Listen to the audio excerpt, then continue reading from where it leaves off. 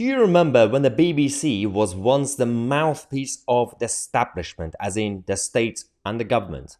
Well, not anymore, but not for good reasons, because they are now the mouthpiece of the new establishment, the liberal metropolitan elites.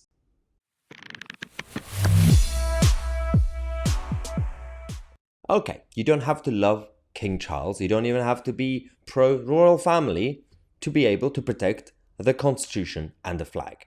Now, the coronation that's going to happen later this week is about that. It's about the constitution, it's about the flag, it's about the crown. It's not necessarily even about the king himself. He's simply the protector of the crown.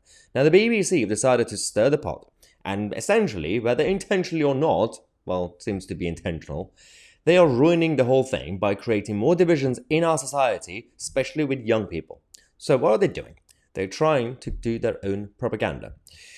This headline on Twitter, BBC News, posted their own news article saying public was being asked to swear allegiance to King Charles during the coronation. So when you see this headline, you go, even if you're not really a Republican, you say, okay, this is just a bit weird. Why are the public being asked or told to swear allegiance to King Charles during the coronation?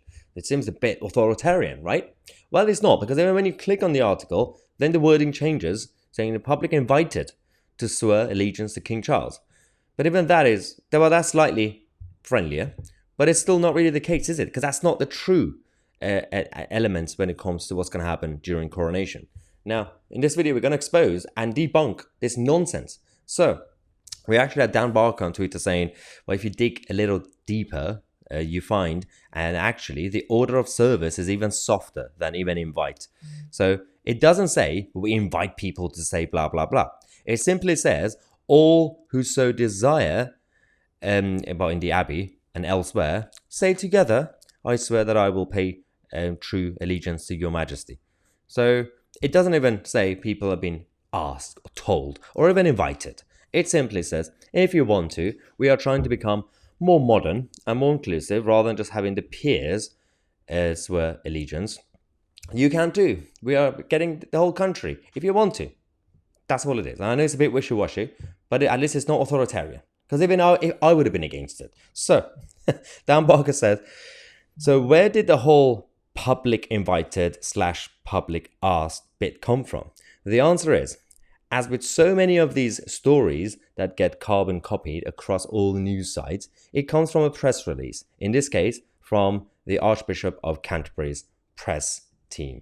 It always goes back to Justin. So Justin Welby and his team always cause trouble. But they said something in the press release, and the so-called professional broadcast journalists of the BBC decided to spin the message. So when you look at the press release, part of it says, from the Archbishop of Canterbury's office, Justin Welby, the homage of peers has been placed by the homage of people. That's it. Those watching and listening at home and elsewhere will be invited to make, that's the whole point. They'll be invited by sharing the same words. And millions of people and their voices will be enabled for the first time in history to participate in a solemn and joyful moment. So this is just part of the custom and tradition. You don't have to do it. It's not really that important. It simply is trying to open it up. So it doesn't just seem like the coronation as a service is just establishment by the establishment for the establishment. It's their way to basically try to keep the whole thing relevant, which is quite difficult with all the scandals the royal family have gone through over the last few years. Okay, so that is a reality. But why is the BBC not mentioning that? Why are the BBC making it seem like it's some sort of dictatorial thing? Well, it's because they want to cause trouble. They want to ruin the whole thing. And they are doing a really good job, because there have been a lot of young people on social media reacting very negatively, saying, well, I'm now completely going to be against the whole of the constitution and the flag. We need to basically turn into France. That's what they say. Even Richard Osman, a so-called celebrity, making a joke.